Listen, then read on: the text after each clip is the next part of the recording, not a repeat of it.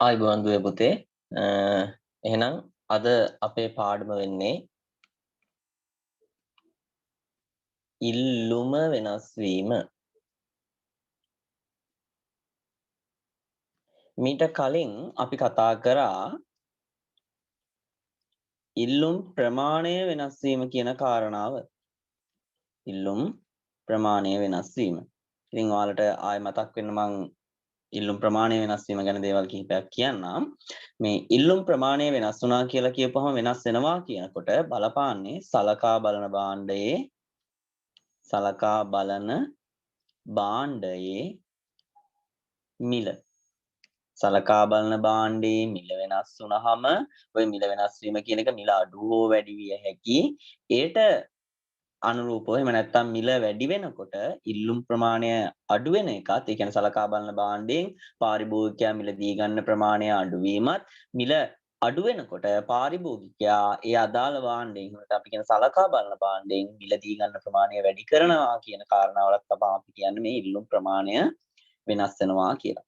ඒතකොට ඉල්ලුම් ප්‍රමාණය වෙනස් වීම කියනකොට අපි උක නිර්වචනය කරා දරුවනේ කොහොමද අපි උක නිර්වචනය කරේ ඉල්ලුම කෙරෙහි බලපාන අනෙකුත් සාධක ස්ථාවරව තියෙනකොට සලකා බලන භාණ්ඩයේ මිල පමණක් වෙනස් වුනහම තමයි ඉල්ලුම් ප්‍රමාණය වෙනස් වෙන්නේ. එහෙනම් ඉල්ලුම් ප්‍රමාණය වෙනස් වීමට බලපාන එකම එක ලක්ෂණයයි තියෙන්නේ. එහෙම නැත්නම් එකම එක කරුණයි තියෙන්නේ. මොකක්ද ඒක?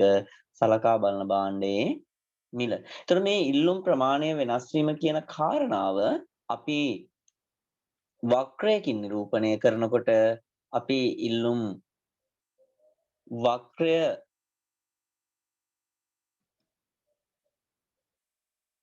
මත මෙහෙම අපි භාණ්ඩයකට අදාළව ඉල්ලුම නිරූපණය කරනකොට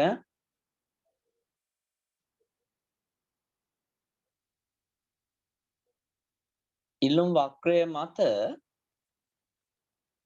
එක් ලක්ෂයක සිට තවත් ලක්ෂයකට ගමන් කරනකොට අපි කියනවා ඉල්ලුම් ප්‍රමාණය වෙනස් වුණා කියලා. අපි මේක තවත් පැහැදිලි කරගමු.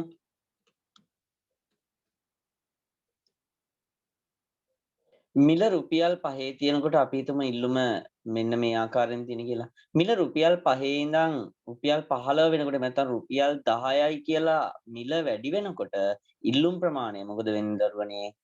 මෙන්න මේ A කියන ලක්ෂයේ ඉඳන් B කියන ලක්ෂයට විතරනේ නම බලන්න. කලින් තිබ්බා Q1 කියලා ප්‍රමාණයක්. දැන් තියෙන්නේ Q2 කියලා ප්‍රමාණයක්. මිල රුපියල 5 ඉඳන් රුපියල් 3යි කියලා අඩු වෙනකොට මොකද වෙන්නේ? ඉල්ලුම් ප්‍රමාණය B වල ඉඳන් මේ ඉල්ලුම් වක්‍රය මත ලක්ෂයක් B වල ඉඳන් A වලට වෙනස් වෙනවා. අපි ඒකට කියන Q3යි කියලා.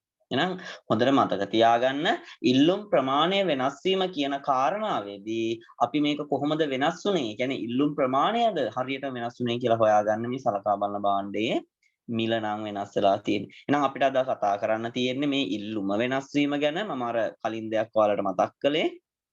එහෙනම් අපි බලමු මේ ඉල්ලුම වෙනස් වීම කියලා කියන්නේ මොකක්ද? එහෙම නැත්නම් අපිට මොනවාද මේ ගැන ඉගෙන ගන්න තියෙන්නේ කියලා.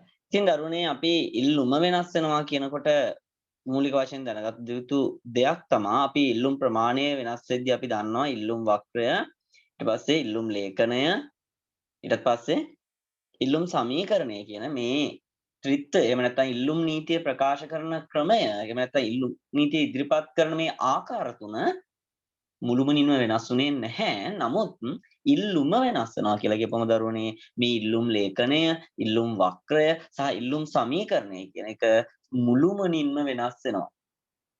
ඒකට හේතුවක් තමයි ඒක ප්‍රධාන වශයෙන් සිද්ධ වෙන්නේ අර පැවති මිලට යම් හේතුවක් නිසා දැන් මම යම් හේතුවක් නිසා කියලා කියන්නේ ඔයාලට තාමම හේතුවත් ඉල්ලුම වෙනස් වීම කියන්නේ මොකක්දවත් මේ කිසිම දෙයක් කිව්වේ නැති නිසා යම් හේතුවක් ඉන්නා අර පැවති මිලට වර්තමානයේ ඉල්ලන ප්‍රමාණය පාරිභෝගිකයා ඉල්ලන ප්‍රමාණය එහෙම නැත්නම් වෙළඳපොලේ සමස්ත ඉල්ලුම වෙනස් වෙන සමස්ත කියන වචනේ පාවිච්චි කරන එක තරම් සුදුසු නැහැ. නමුත් මම භාණ්ඩයට අදාළව කියන්නම්කෝ. සීනි නම් සීනි වලට කරන ඉල්ලුම ඒ මිලට වෙනස් වෙනවා. හොඳද? මිල වෙනස් වෙනවද? නැහැ. මිල වෙනස් වෙන්නේ නැහැ. පැවති මිලට යම් හේතුවක් නිසා වර්තමානයේ ඉල්ලුම් කරන ප්‍රමාණය ඉල්ලුම වෙනස් වෙනවා. ඒකයි සිද්ධ වෙන්නේ. දැන් මම ඔයාලට කිව්වනේ යම් හේතුවක් කියලා. මේ යම් හේතුවක් කියනකට වඩා යම් හේතුන් මොනවාද මේ හේතුන්? අපි දන්නවා දැන් මෙතන ඉල්ලුම වෙනස් වීම කියනකොට මේ මම කියන්න යන කාරණා ඔයාලා දන්නවා. ඔයාලට පැහැදිලි වෙනවා. මොකද්ද? ඉල්ලුම වෙනස් වුණා කියලා කියපුවම අපි කියනවා මිල හැර අනෙකුත් සාධක. මිල හැර අනෙකුත් සාධක. මේ බලන්නකෝ. දැන් මිල හැර අනෙකුත් සාධක කියලා කියපුවාම මේ මිල කියලා කියන්නේ දරුවනේ මොකද්ද? සලකා බලන භාණ්ඩයේ මිල. මේ හැර අනිකුත් සාධක කියන්නේ මොනවාද අනිකුත් සාධක තියෙන්නේ? මොනවද තියෙන්නේ? සම්බන්ධිත භාණ්ඩවල මිල. සම්බන්ධිත භාණ්ඩවල මිල. ඊට අමතරව තව මොනවද තියෙන්නේ? අනිකුත් සාධක සම්බන්ධිත භාණ්ඩවල මිල තියෙනවා. ඊට පස්සේ පාරිභෝගික ආදායම තියෙනවා.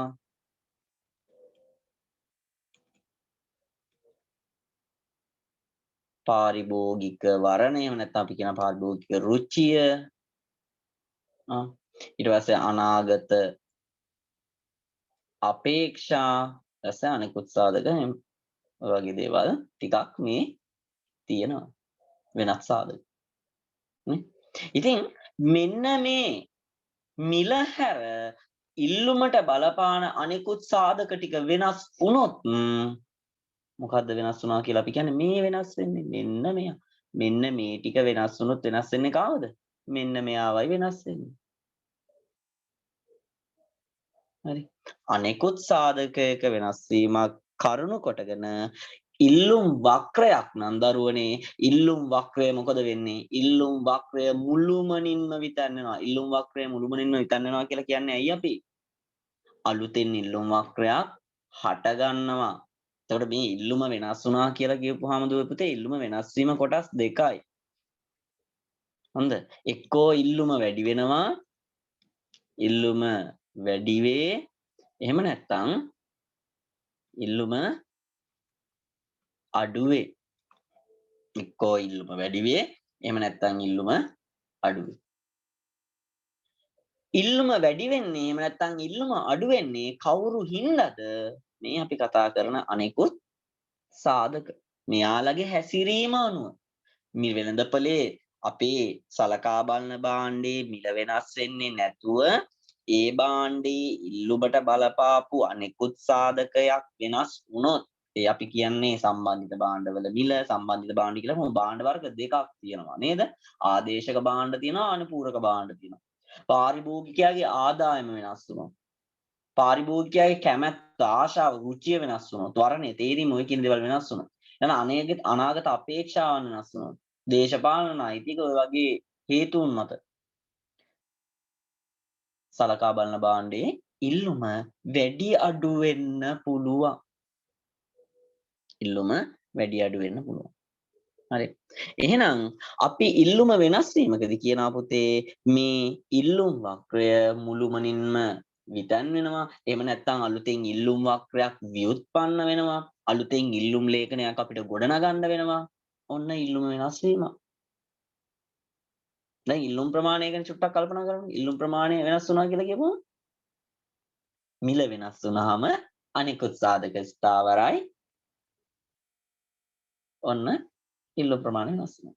ඉල්ලුම වෙනස් වෙනවා කියනකොට මිල ස්ථාවරයි. එහෙම නැත්නම් මිල වෙනස් වෙන්නේ නැහැ. අනිකුත් සාධක ටික වෙනස් වෙනවා. එහෙනම් කොහොමද අපි ඉල්ලුම වෙනස් වීම නිරූපණය කරන්නේ? ඒ නිරූපණය කරන්න කලින් අපිට දේවල් තව කිහිපයක් තියෙනවනේ පැහැදිලි කරගන්න නේ. හරි. එතකොට මෙන්න මෙහෙම මිල ස්ථාවරව තියෙනකොට අනෙකුත් සාධක වෙනස්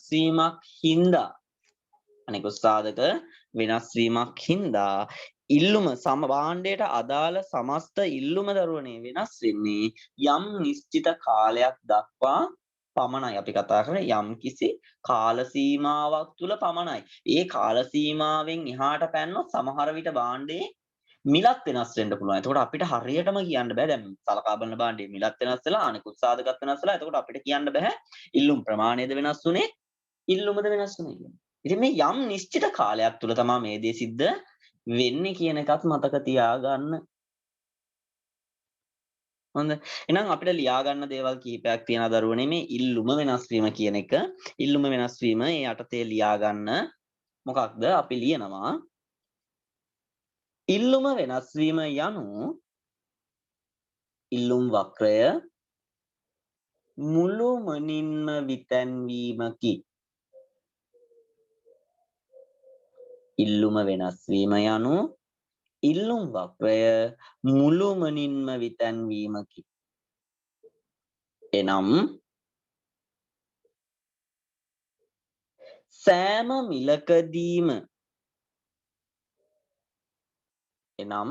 සෑම මිලකදීම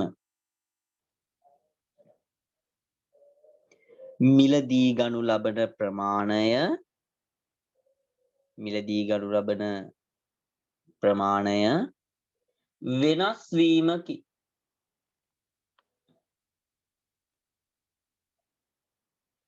මෙලෙස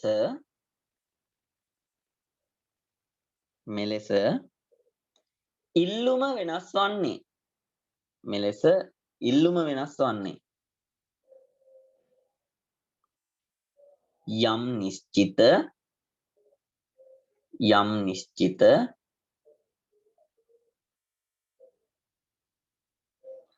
කාල පරිච්ඡේදයක්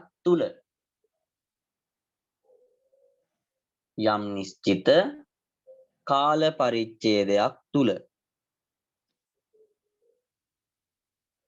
සලකා බලන භාණ්ඩයේ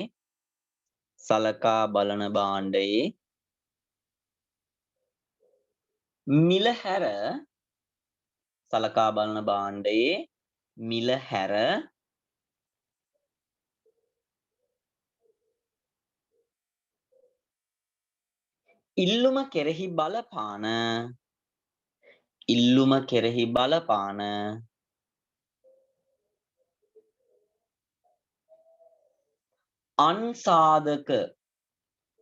ඉල්ලුම කෙරෙහි බලපාන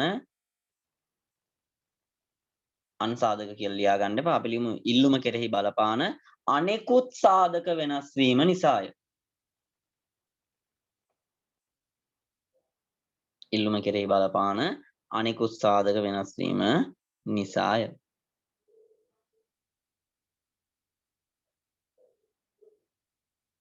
හරි. එහෙනම් දරුවනේ මේ ඉල්ලුම වෙනස් වෙනකොට කලින් තිබ්බ සෑම මිලකදීම කලින්ට වඩා වැඩි ප්‍රමාණයක් හෝ අඩු ප්‍රමාණයක් ඉල්ලුම් කරන හින්දා මොකද වෙන්නේ? ඉල්ලුම් වක්‍රය වමට හෝ දකුණට විතැන්වීම සිද්ධ වෙනවා. හොඳද? එහෙම නැත්නම් ඉල්ලුම් ලේඛනයක් අලුතෙන් අපිට ගොඩනගන්න සිද්ධ වෙනවා. ඉල්ලුම් සමීකරණයක් නම් අපිට අලුතෙන් ගොඩනගන්න සිද්ධ වෙනවා. එහෙම නැත්නම් ව්‍යුත්පන්න කරන්න සිද්ධ වෙනවා. අපි බලමු මේ ඉල්ලුම වෙනස් වීම කියන එක මම ඔයාලට කිව්වා කොටස් දෙකක් තියෙනවා කියලා. මොකක්ද? ඉල්ලුම වැඩිවීම සහ ඉල්ලුම අඩුවීම. එහෙනම් අපි මේ දෙක වෙන වෙනම කතා කරමු. මුලින්ම අපි ඉල්ලුම වැඩිවීම ගැන කතා කරලා ඉමු. ඉල්ලුම වැඩිවීම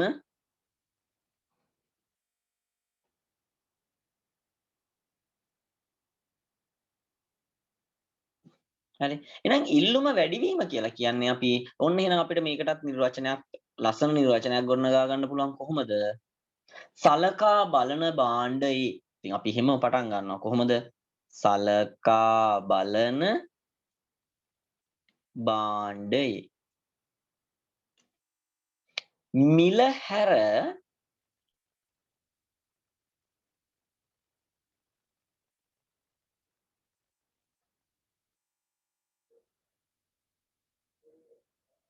අනෙකුත්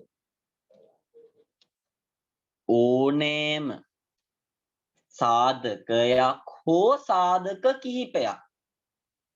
දැන් ඇයි ඉල්ලුම වෙනස් වීම කියන නිර්වචනයේදී මම ඔයාලට කිව්වා සලකා බලන භාණ්ඩයේ මිල හැර අනිකුත් සාධකයක වෙනස් වීමක් නිසා සමස්ත ඉල්ලුමේ ඇති වෙන වෙනස් වීමට තමයි ඉල්ලුම වෙනස් වීම කියලා කියන්නේ. ඒකට ඉල්ලුම වැඩි වීම කියන නිර්වචනයට අපි එනකොට අපි මේක චුට්ටක් වෙනස් කරගන්න. මොකද අපි ඒ අතර තියෙන කෑල්ලක් වෙන් කරලා තව මේක ගැඹුරට යන්නයි හදන්නේ. එහෙනම් ඔන්න අපි බලනවා ඉල්ලුම වැඩි වීම කියනකොට කියනවා මේ සලකා බලන භාණ්ඩයේ මිල වෙනස් වෙන්න බෑ. හරි. වෙනස් වෙන්න ඕන අනිකුත් සාධකයක්. ඒ වෙනස් වෙන සාධක වලිනුත් පුතේ සාධක ඔක්කොම එකපාර වෙනස් වෙන්න ඕනේ නැහැ. දැන් වෙනදපොලෙත් ගත්තාම ඔය සාධක සියල්ලම එකපාර වෙනස් වෙන්නේ නැහැනේ. එක්කෝ එක සාධකයක් වෙනස් වෙනවා. එහෙම නැත්නම් සාධක කිහිපයක් වෙනස් වෙනවා. නේ? සාධක ඔක්කොම වෙනස් වෙන්නත් පුළුවන්. මම නැහැ කියන්නේ නැහැ. නමුත් එක සාධකයක් වෙනස් වුණත් භාණ්ඩයේ ඉල්ලුම වෙනස් වෙනවා. හොඳද? අනෙකුත් එහෙනම් අපි නිර්වචනය හදාගන්න කොහොමද? අනෙකුත් ඕනෑම එක් සාධකයක් හෝ සාධක කිහිපයක් වෙනස් වීම නිසා. ඇයි දැන් මම මෙතන කිව්වේ නැත්තේ සම්බන්ධිත භාණ්ඩවල මිල අඩුවීම එහෙම නැත්නම් සම්බන්ධිත භාණ්ඩවල මිල වැඩිවීම පාරිභෝගික ආදායම වැඩිවීම පාරිභෝගික ආදායම අඩුවීම. ඇයි මම එහෙම කිව්වේ නැත්තේ? මේක වෙනස් වෙන්න පුළුවන් විවිධාකාර තියෙනවා. හරි. මේක මම එකින් එක ඔයාලට පැහැදිලි කරන්න. දැන් මට මෙතන ඔක්කොම පැහැදිලි කරන්න බෑ. මම මේ ඔයාලට මේ ඉල්ලුම වැඩිවීම ගැන තමයි අවබෝධයක් දෙන්න යන්නේ. ඒකට ඉල්ලුම වැඩිවීමට මේ අනිකුත් සාධක කොහොමද වෙනස් වෙන්නේ කියන කාරණාව මම ඔයාලට එකින් එක පැහැදිලි කරලා දෙන්නම්. හරි. ඊට කලින් අපි කතා කරමු මේ ඉල්ලුම වැඩිවීම කියන එක මොන වගේ දෙයක්ද? මොකද්ද මේ ඉල්ලුම වැඩිවීම කියලා කියන්නේ? එහෙනම් ඉල්ලුම වැඩිවීම කියලා කියපුවාම අපිට කියන්න පුළුවන් මිලහැර අනෙකුත් ඕනෑම සාධකයක් වෙන්න පුළුවන් සාධක කිහිපයක් වෙනස් වුනහම ඉල්ලුමේ සිද්ධ වෙන වැඩිවීම. එහෙම නැත්නම් අපිට කියන්න පුළුවන් මේ සමස්ත ඉල්ලුම් වක්‍රය දකුණට විතැන්වීම. හරි. මෙහෙම සමස්ත ඉල්ලුම් වක්‍රය දරුවනේ දකුණට විතැන්වෙන්න බලපාන සාධක කිහිපයක් තියෙනවා. සමස්ත ඉල්ලුම් වක්‍රය දකුණට විතැන්වෙනවා කියලා කියන්නේ මොකද්ද වෙන්නේ? ඉල්ලුම වැඩිවීම. ඉල්ලුම වැඩිවීම. එහෙනම් ඉල්ලුම වැඩි වෙන්න බලපාන සාධක කිහිපයක් තියෙනවා. මම ඔයාලට කියන්නම් එකින් එක. ආදේශකයක මිල වැඩිවීම. ආදේශකයක මිල වැඩි වුණා. මේ බලන්න. අපි හිතමු සලකා බලන භාණ්ඩය අර්ථාපල්. සලකා බලන භාණ්ඩයේ මිල අර්ථාපල්. අර්ථාපල් කිලෝවක මිල රුපියල් 150යි. අර්ථාපල් කිලෝවක් වෙළඳපොලේ රුපියල් 150යි. අර්ථාපල් කිලෝ එකක් රුපියල් 150කට තියෙනකොට අර්ථාපල් ඉල්ලුම වුණා දරුවනේ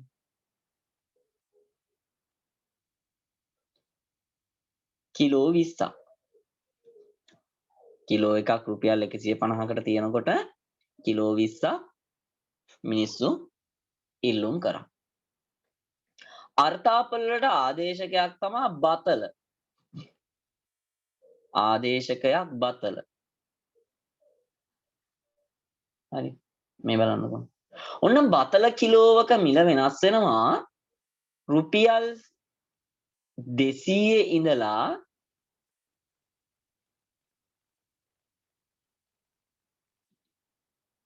දෙසිය ඕනේ පැටලෙනවානේ. හිතන්නකෝ බතලත් 150ට තමයි තිබ්බේ. අල කෑවට බතල කෑවට වෙනසක් නැහැ. ඔහොම තමයි අවස්ථාව. දැන් බතල කිලෝ එකක් රුපියල් 200ක් වෙනවා. හරි. දැන් මේ බතල කියලා කියන්නේ අර්ථාපල් වෙනුවට පාවිච්චි කරන්න පුළුවන් දෙයක්. අර්ථාපල් වල තියෙන එහෙම නැත්නම් අලවල තියෙන රහමද බතල වල තියෙන්නේ නැහැ. එයා වැඩි බතල කන්න කැමති නැහැ. නේ? දැන් හිතනවා රුපියල් 200ක් දීලා බතල කනවට වඩා 150ක් දීලා අර්ථාපල් කණ එක වාසි. මොකද කරන්නේ අපේ අය? රුපියල් 150ට තව අර්ථාපල් ඉල්ලනවා කිලෝ 30ක්. තව අර්ථාපල් ඉල්ලනවා.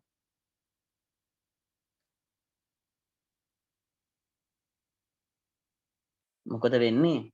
මොකද්ද වැඩි උනේ? මිල වෙනස් වුණාද? මිල වෙනස් වුන්නේ නැහැ. මොකද්ද වෙනස් වුනේ? ඉල්ලුමයි වෙනස් වුනේ. හිතන්න බතල කිලෝ එකක් රුපියල් 50ක් වුණා කියලා. බතල කිලෝ එකක් රුපියල් 50ක් වුණා. අපේ මොකද කරන්නේ?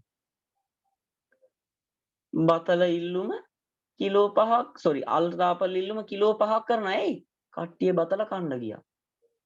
දැන් රුපියල් 150ට අර්ථාපල් ගන්නේ කිලෝ 5යි. මිල එහෙම්මමයි. ඉල්ලුම වෙනස් වුණා. මේ බලන්නකෝ. ඔයාලට මේක තවත් පැහැදිලි වුනේ නැත්තම් මේ විදිහට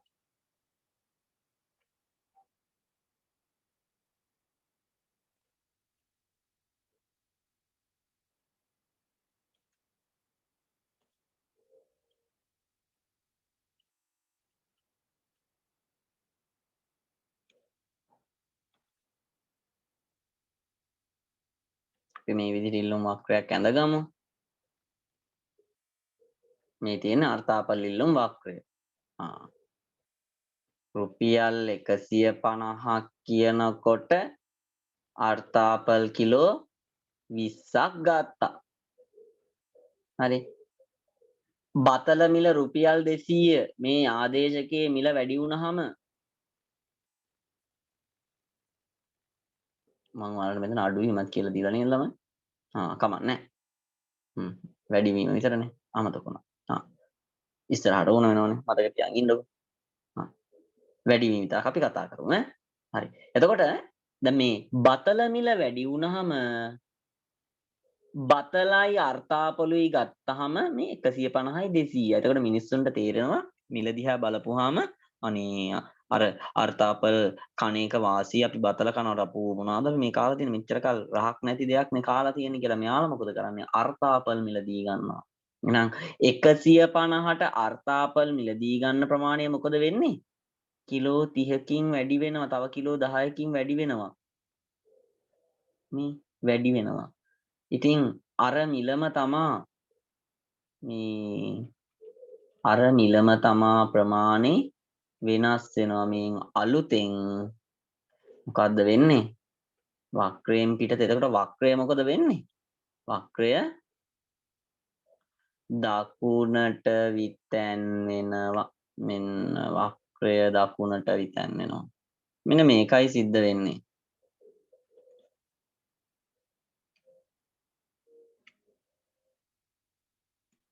හරිද? ආදේශකයක මිලක් වැඩි වුණාම ඊළඟ ලක්ෂණය මොකද්ද? ඊළඟ හේතුව මොකද්ද ඉල්ලුම වැඩි වෙන්න? අනුපූරක මිල අඩුවීම. අනුපූරක මිල අඩුවීම. මේ බලන්න. දැන් අනුපූරක මිල අඩුවීම කියන එක දරුවනේ පැහැදිලි කරගන්න කලින් අපේ ඔළුවේ තියෙන්න ඕන මොකද්ද මේ අනුපූරකයක් කියන්නේ? දුපතේ අනුපූරක භාණ්ඩයක් කියලා කියන්නේ මේ යම් භාණ්ඩයක් අනුපූරකයක් වෙනවාද නැද්ද කියන එකේදී තීරණය වෙන දේ තමයි අපි සලකා බලන භාණ්ඩය. කියන්නේ අපි කතා කරන්න හදන භාණ්ඩය තනිව පරිභෝජනය කිරීමේ හැකියාවක් නොමැති නම් එම භාණ්ඩය පරිභෝජනය කරන්න තවත් භාණ්ඩයක් අවශ්‍ය නම් අපි ඒකට කියනවා අපි මේ සලකා බලන භාණ්ඩය අනුපූරකයක් කියලා. හරි. කෝපි කියන භාණ්ඩය තනිව පරිභෝජනය කරන්න පුළුවන්ද? සාමාන්‍ය අපි කෝපි එකක් හදා ගන්නකොට බෑ අපිට ඕකට සීනි ඕන. නේ? කෝපි කුඩු ටික නිකන් කටේ දාගන්න වතුර දී කරලා නිකන් බොන්නේ නේද? තේ සීනි ඕන. සාමාන්‍යයෙන් අවශ්‍ය කරනවා. හොඳද? ඒ නිසා එහෙනම් අනුපූරකයක මිල අඩු වුණාම මොකෝ වෙන්නේ? අනුපූරකයක මිල අඩු වුණාම මිනිස්සු මොකද කරන්නේ? දැන් හිතන්නකෝ අපි සලකා බලන භාණ්ඩය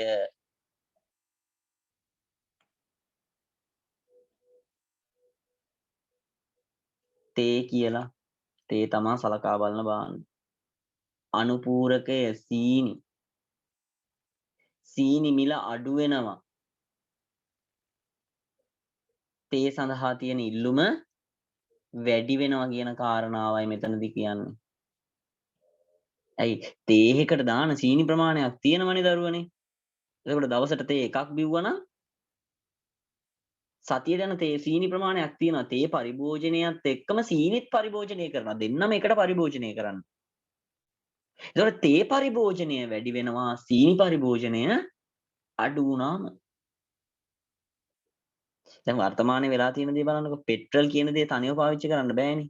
එහෙම නැත්නම් පෙට්‍රල් කියන පැත්තට දාන්න මෝටර් සයිකලයක් කියන එක. මෝටර් සයිකලයක් භාවිතා කරන්න පෙට්‍රල් ඕන. නේ? පෙට්‍රල් ගණන් වැඩි වුණාම මෝටර් සයිකල් වල මිල ගණන් අඩු වෙනවා. පෙට්‍රල් මිල අඩු වුණාම මෝටර් සයිකල් වල මිල ගණන් වැඩි වෙනවා. ඉල්ලුම වැඩි වෙනවා. හරි. එහෙනම් අනුපූරකයක මිල අඩු වුණාම ඉල්ලුම වැඩි වෙනවා. මේක නම් අපි ඉස්සරහට ගොඩක් ඒ කියන්නේ ගොඩක් කතා කරනවා කොහොමද මේ එක එක සාධක අරගෙන මේවා බලපෑවේ මේ වෙනස්කම් වලට කියන කාරණාව. හරි. ඊළඟට තුන්වෙනි එක මොකද්ද මේ තුන්වෙනි එක? සාමාන්‍ය භාණ්ඩයක් සම්බන්ධයෙන් සාමාන්‍ය භාණ්ඩයක් සම්බන්ධයෙන් පාරිභෝගික ආදායම. දරුවනේ මම සාමාන්‍ය භාණ්ඩයක් කියන එකෙන් අදහස් කළේ මොකද්ද? සමස්ත මිල ප්‍රතිවිපාකය ඍණ වෙනවනම්. ඒ කියන්නේ මිල වැඩි වෙනකොට ඉල්ලුම් ප්‍රමාණය අඩු කරන මිල අඩු වෙනකොට ඉල්ලුම් ප්‍රමාණය වැඩි කරන භාණ්ඩ අපි ඒවට සාමාන්‍ය භාණ්ඩ කියලා කිව්වනේ. හොඳද? එතකොට අර ගිෆන් භාණ්ඩ වගේ දේවල් වලදී මිල ප්‍රතිවිපාකය ධනනේ. ඒක පටහැනි අවස්ථාවක් නේ අපි කතා කරන්නේ. ඉතින් ඒ වගේ නැතුව මේ සාමාන්‍ය භාණ්ඩයක් සම්බන්ධයෙන් සාමාන්‍ය භාණ්ඩයක් මේ ඉල්ලුම් නීතියට යටත් වෙලා තියෙන භාණ්ඩයක් සම්බන්ධයෙන් මේ පාරිභෝගිකයාගේ ආදායම ඉහළ යනකොට ආදායම ඉහළ යාමේ මිනිස්සු මොකද කරන්නේ? තමන්ගේ අතේ තියෙන සල්ලි වැඩි වෙනකොට එයාලා භාණ්ඩය මිලදී ගන්න එක වැඩි කරනවා. හතරවෙනි කරුණ පාරිභෝගික රුචිය වැඩිවීම. පාරිභෝගික රුචිය වැඩිවීම. ඒ කියන්නේ පාරිභෝගිකයා භාණ්ඩ මිලදී ගැනීමට දක්වන කැමැත්ත වැඩි වෙනකොට සලකා බලන භාණ්ඩය මිලදී ගන්නේ එයා ආසයි. තව මිලදී ගන්න කැමති. එතකොට මොකද වෙන්නේ? මිල වෙනස් නොවුනට භාණ්ඩය මිලදී ගන්න එක වැඩි වෙනවා.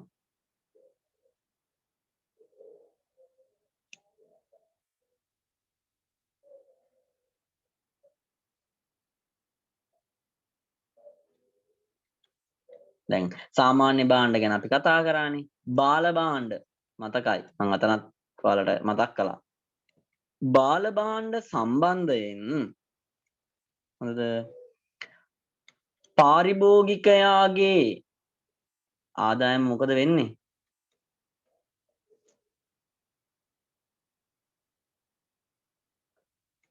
පහළ යාම. පාරිභෝගිකයාගේ ආදායම පහළ යනවා නම් බාල භාණ්ඩයක ඉල්ලුම මොකද වෙන්නේ? ඉල්ලුම වැඩි වෙනවා. ඇයි? ආදායම වැඩි වෙනකොට භාණ්ඩයේ පරිභෝජනය අඩු කරනවනේ. ඒක දැන් අපිට එපා. හැබැයි ආදායම අඩු වෙනකොට ඒක ආයි පරිභෝජනයට පෙළඹෙනවා. හරියට නිකන් ඉස්සර අපි ගෑස් ලිප පාවිච්චි කරද්දි දර ලිප අමතක කරලා දාලා දර අමතක කරලා දාලා ගෑස් නැති වුණාට පස්සේ දර කඩෙන් ගෙනල්ලා දර ලිප අපිට ඕන වුණා. අන්න ආදායම වැඩි වෙනකොට අපිට බාල භාණ්ඩයක් වෙච්ච එක ආදායම පහළ යනකොට අපිට ඒකේ ඉල්ලුම වැඩි කරන්න සිද්ධ වෙනවා. ඔය දර ගෑස් කතාවට ඉතින් අනිත් තව තව සාධක බලපෑවා ළමයි ඈ. අනිත් ඒවා නෑ කියලා හිතලා තමයි මම ওই කතාව කිව්වේ. හරි. එහෙනම් බාල භාණ්ඩයක් සම්බන්ධයෙන් පාරිභෝගිකයාගේ ආදායම පහළ යනවා නම් දරුවනේ මොකද වෙන්නේ? ඉල්ලුම වැඩි වෙනවා. ඉල්ලුම වැඩි වෙනවා. ඊළඟ කරුණ මොකද්ද? එහෙනම් තව හේතු තියෙනවා මේ ඉල්ලුම වැඩි වෙන්න දරුවනේ මේ අනාගතයේ මිල ඉහළ යතයි අපේක්ෂා කරන එක පෙට්‍රල් වගේ දේවල් වලදී මේ පෙට්‍රල් ඩීසල් වගේ දේවල් වලදී එහෙම නැත්නම් ඒවා විතරක් නෙමෙයි ඉතින් සබන් සීනි කිරිපිටි පරිප්පු වර්තමානයේ කියන්නේ මිල යනවා ඉහළ යනවා කියලා මිනිස්සුන්ට තේරෙනවා නම් මොකද කරන්නේ? ඒ කියන්නේ අනාගතේ හෙට මිල වැඩි වෙයි කියලා හිතලා මොකද කරන්නේ? අද වැඩිපුර මිලදී ගන්නවා. අනාගතයේ මිල ඉහළට අපේක්ෂා කරන එක. හරි. දැන් අද රුපියල් 100ට මිලදී ගන්න තියෙන එක හෙට 110ට ගන්න නැහැ. මිනිස්සු මොකද කරන්නේ? අතේ සල්ලි තියනවා නම් අද පුළුවන් තරම් අරන් එනවා. එතකොට මොකද වෙන්නේ? අර මිල වෙනස් වෙන්නේ නැතුව එකපාරටම භාණ්ඩයට තියෙන ඉල්ලුම වැඩි වෙනවා.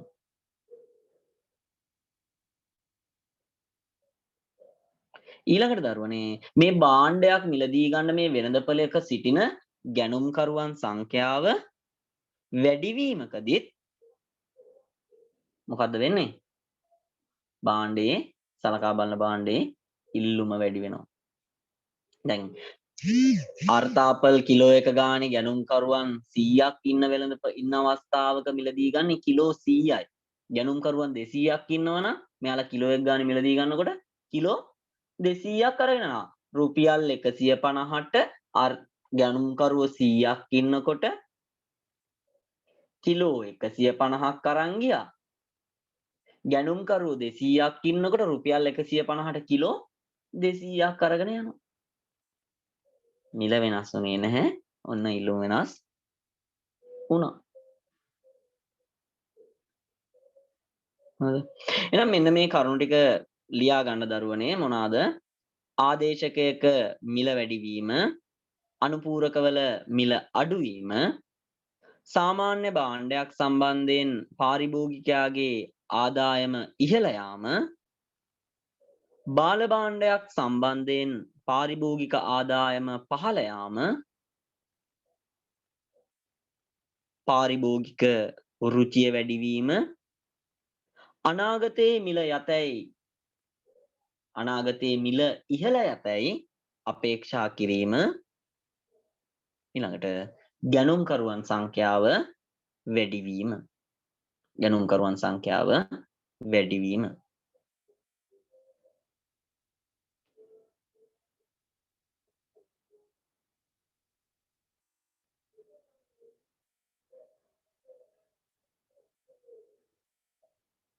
එහෙනම් දුවේ පුතේ අපි ඊළඟ කොටසෙන් මේ ඉල්ලුම් ලේඛනයක් වැඩිවීම සංඛ්‍යා ලේඛනයකින් කොහොමද ඉදිරිපත් කරන්නේ කියන කාරණාව සහ මේ ප්‍රස්තාර සටහනකින් ඊට පස්සේ කොහොමද අපි මේ ඉල්ලුම් සමීකරණයක් වෙනස් වීම කියන්නේ මේ ඉල්ලුම වෙනස් වීම ඉල්ලුම් සමීකරණයෙන් කොහොමද නිරූපණය කරන්නේ කියන කාරණාව ඊළඟ කොටසෙන් කතා කරමු.